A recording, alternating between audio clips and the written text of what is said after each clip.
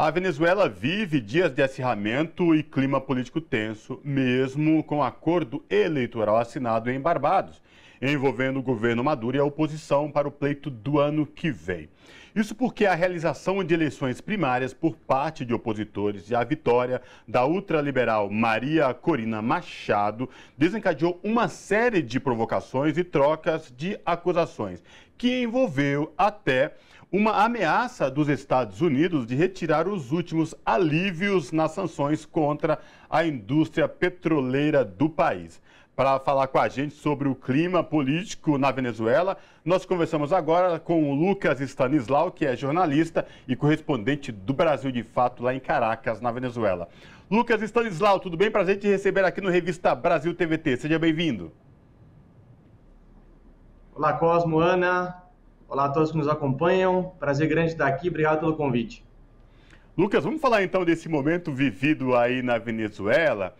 Existia a sinalização dos Estados Unidos, vinha aliviando aí as sanções contra a indústria petroleira do país, para melhorar a situação. Mas aí, depois dessas primárias envolvendo a oposição, mudou tudo, embolou, está um clima tenso, Estados Unidos ameaçando não aliviar mais essas sanções.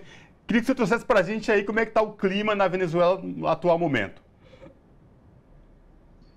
Pois é, depois da assinatura do acordo que rolou em Bridgetown, capital de Barbados, né, entre governo e oposição, no dia 17 de outubro, a gente viveu alguns dias de otimismo no país, né? A gente teve essa concordância, essa harmonia entre governo e oposição, que vinham tentando voltar à mesa de diálogo já há alguns meses, mas sem consenso. Esse acordo criou um clima de paz momentânea entre as partes, né, e um clima de harmonia política no país. Ali se concordou em realizar eleições presidenciais no segundo semestre de 2024, com algumas regras ali já estipuladas, mais ou menos já o que diz a Constituição, mas com a anuência de ambas as partes.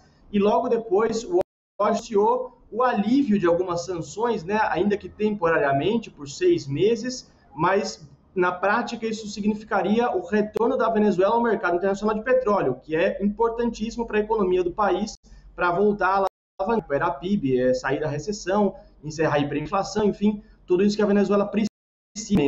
Só que isso durou pouco, né? No domingo 22 de outubro, a oposição às urnas, de maneira independente, recusando o Conselho Nacional Eleitoral, que foi oferecido. Então, isso na prática significou o quê? A ausência de urnas eletrônicas do CNE, a ausência de auditoria na apuração, a ausência, enfim, de todos os mecanismos técnicos que a gente tem no Brasil, seria o nosso TSE, né? Basicamente uma consulta independente que eles fizeram, e aí começou uma contradição, uma disputa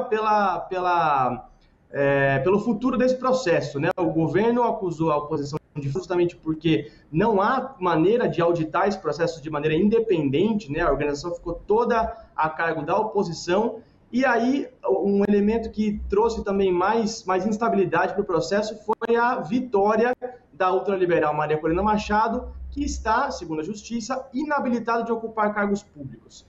A vitória da Corina Machado praticamente significa que a oposição vai escolher uma candidata à presidência da República que não pode assumir cargos públicos, o que cria, de fato, uma instabilidade no cenário, tanto para a oposição quanto para o governo.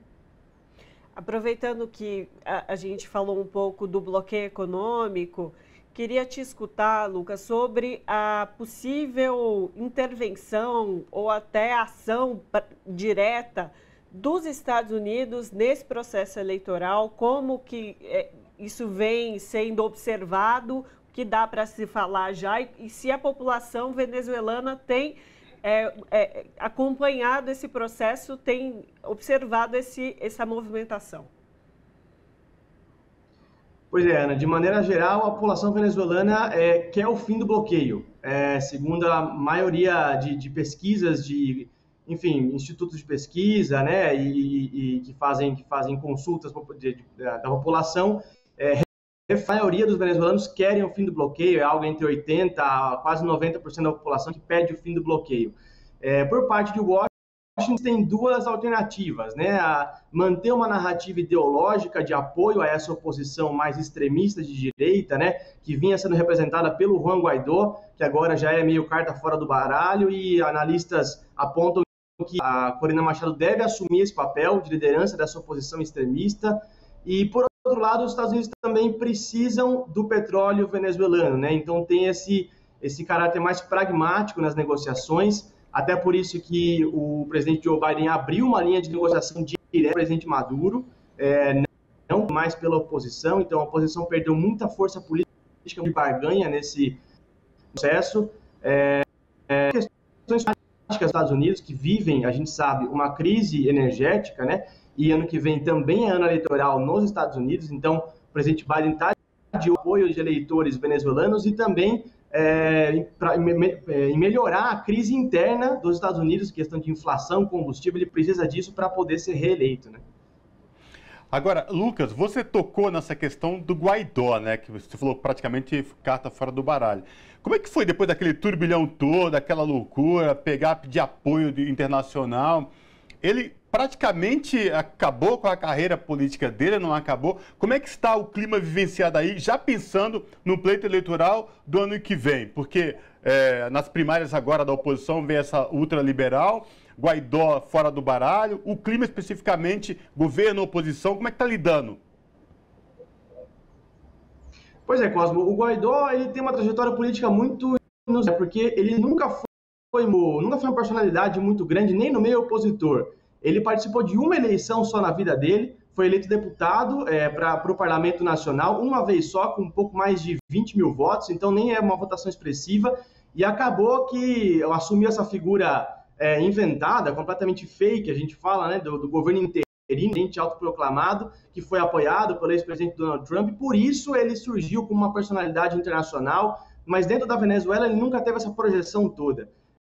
Figuras de fato que têm uma projeção na direita, Leopoldo López, ex-prefeito de Chacao, é uma pessoa das mais extremistas da direita venezuelana, que hoje se diz exilado, né, na Espanha, foragido do país porque estava preso por manifestações violentas, e de fato quem sobe o jogo todo é Maria Corina Machado, uma velha conhecida da direita venezuelana, ela que tem uma trajetória política reconhecida dentro do campo conservador da Venezuela, a golpe de 2002 contra o ex-presidente Hugo Chávez, assinou que fechou o Congresso, fechou a STF, suspendeu garantias legais durante esse golpe. Mais para frente, foi acusada de receber apoio financeiro dos Estados Unidos para fundar uma ONG e pedir referendos revogatórios constantes contra Chávez.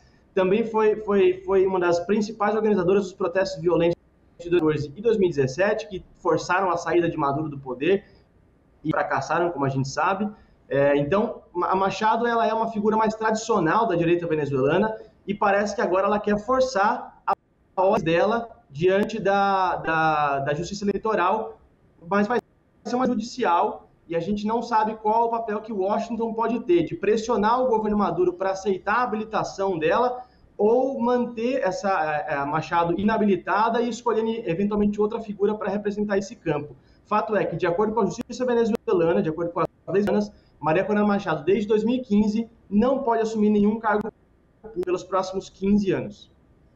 E, Lucas, a gente está com uma certa instabilidade na sua internet, mas a gente está conseguindo te entender. Vou fazer uma última pergunta, então, ainda sobre esse processo eleitoral que deve acontecer no ano que vem, sobre o apoio, aí sim, um apoio institucional dos países vizinhos aqui da América Latina ao país, ao processo democrático dentro da Venezuela, incluindo o Brasil. Queria que você comentasse um pouco essa relação internacional para além dos Estados Unidos que a gente já comentou.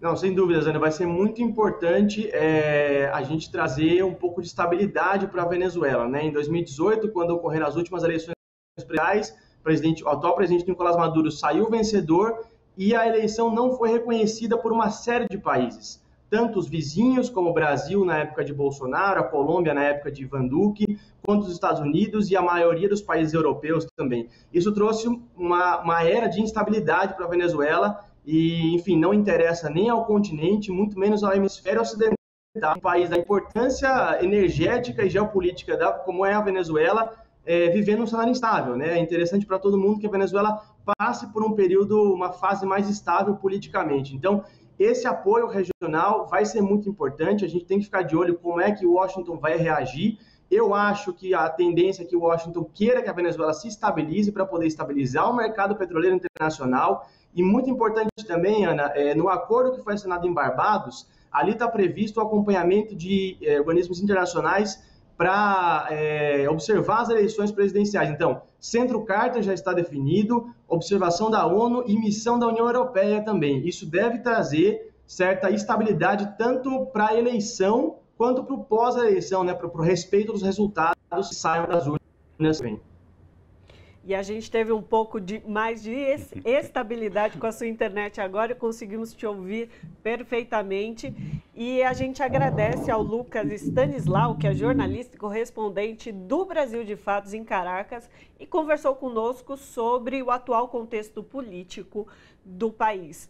Lucas, muitíssimo obrigada pela sua participação conosco. Obrigado a vocês, um abraço a todos.